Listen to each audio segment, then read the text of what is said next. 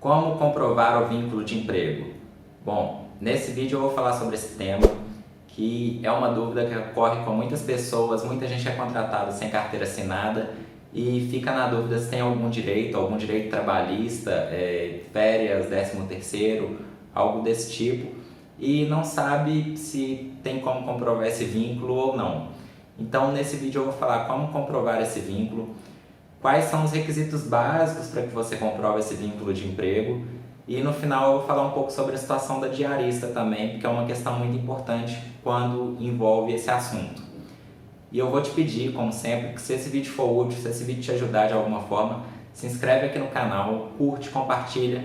Isso me ajuda a ver que o vídeo está fazendo sentido, me ajuda a ver que esse conteúdo é útil para eu continuar nessa pegada. Ajuda também o YouTube a mostrar isso para mais pessoas, então mais gente vai ter acesso a conhecimento, mais pessoas vão saber sobre seus direitos. Isso é muito importante. Vamos lá. Em relação à comprovação do vínculo de emprego, é como outro processo qualquer. Qualquer meio de prova que seja lícito, ele vai ser admitido para comprovar aquela situação. Pode ser parte documental, contratos, algum documento, e-mail, conversas de WhatsApp também podem ser utilizadas, ou então prova testemunhal. Muita gente às vezes não tem documento, às vezes o empregador, a empresa faz até de propósito, não deixa aparecer nenhum documento com o nome daquele empregado, mas pode ser utilizada a prova testemunhal. Algum colega que trabalhava com você, algum cliente, às vezes é uma loja, algum cliente te via lá trabalhando todos os dias naquele local, fazendo serviço naquele local, o cliente pode ser sua testemunha também. Então, qualquer prova que seja admitida na justiça, você pode utilizar e comprovar essa situação. E você precisa demonstrar 5 requisitos básicos para que seja comprovada essa situação de emprego, esse vínculo de emprego com a empresa. O primeiro requisito é que você tem que ser pessoa física. Você não pode estar trabalhando como PJ, você não pode ser uma sociedade limitada, uma MEI, uma EIRELI, não. O empregado ele é sempre uma pessoa física. O segundo requisito é a pessoalidade. O que isso significa? Essa condição ela até se confunde com a primeira questão de ser uma pessoa física. A pessoalidade diz que é só você e mais ninguém pode prestar aquele serviço. Você foi contratado para prestar aquele serviço, você não pode ser substituído por outra pessoa. Você não pode mandar lá algum colega, algum vizinho, algum outro familiar prestar aquele serviço. É uma condição pessoal. Você, como empregado, é o único que pode prestar aquele serviço e mais ninguém. O terceiro requisito é habitualidade, também chamado às vezes de não eventualidade. O que isso significa? Que você tem que prestar o seu serviço de forma habitual, de forma constante.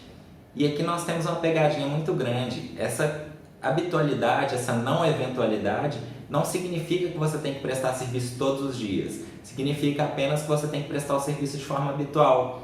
Então, às vezes você presta serviço lá segunda, quarta e sexta, mas sempre chega no mesmo horário. Você presta serviço 2 dias na semana, mas desde que preencher todos os requisitos, então você vai ter sim esse vínculo de emprego reconhecido. Então, não interessa quantos dias você presta serviço na semana, mas basicamente se você presta de forma habitual. O quarto requisito é a onerosidade, que é basicamente uma contraprestação ao seu serviço ser prestado. Você vai receber um salário. Você prestou o serviço e como contraprestação você está recebendo um salário. O quinto requisito é a subordinação, ou seja, você, o empregado, trabalhador, tem que se submeter às ordens e orientações da empresa, do seu chefe, do seu gerente, de algum empregado que tenha um cargo superior ao seu. Você tem que acatar ordens, você tem que receber e cumprir aquelas ordens. Isso é a subordinação, também é um requisito muito importante para comprovar o seu vínculo de emprego. E aí, como que fica a situação das diaristas? Olha só, essa é uma questão muito importante, um assunto muito delicado, porque a justiça meio que convencionou, ela acordou que se a pessoa prestar serviço até 2 vezes na semana vai ser considerado diarista, não vai ser empregado. Mas não é bem assim não. Se preencher todos esses requisitos que eu falei aqui anteriormente, a pessoa vai sim ser reconhecida como empregado. O que tem de diferente na situação da diarista?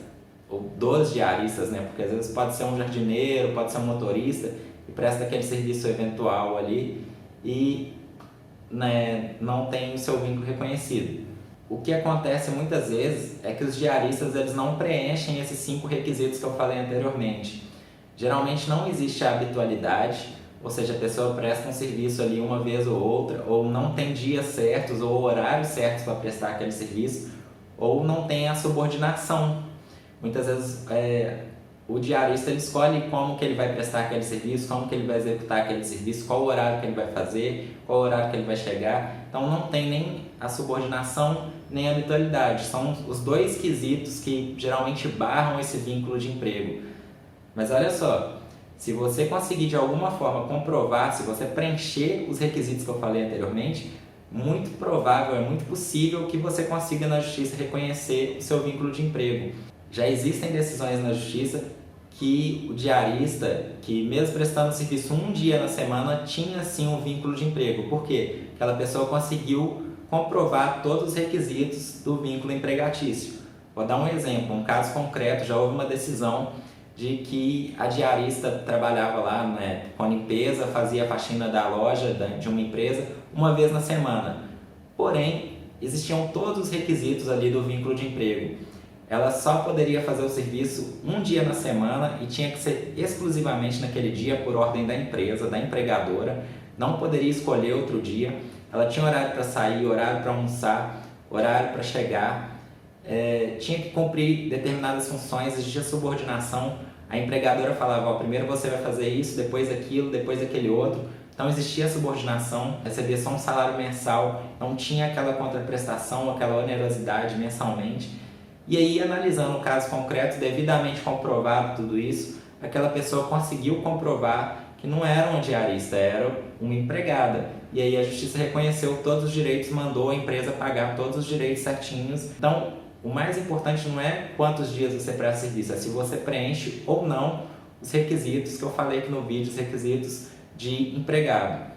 Então é isso, esse foi o vídeo de hoje. Se você tiver alguma dúvida, comenta aí. Lembra de compartilhar com alguém que você conhece que trabalha nessa situação. Às vezes você pode estar ajudando alguma pessoa a ter os seus direitos reconhecidos. E é isso, até o próximo, um abraço.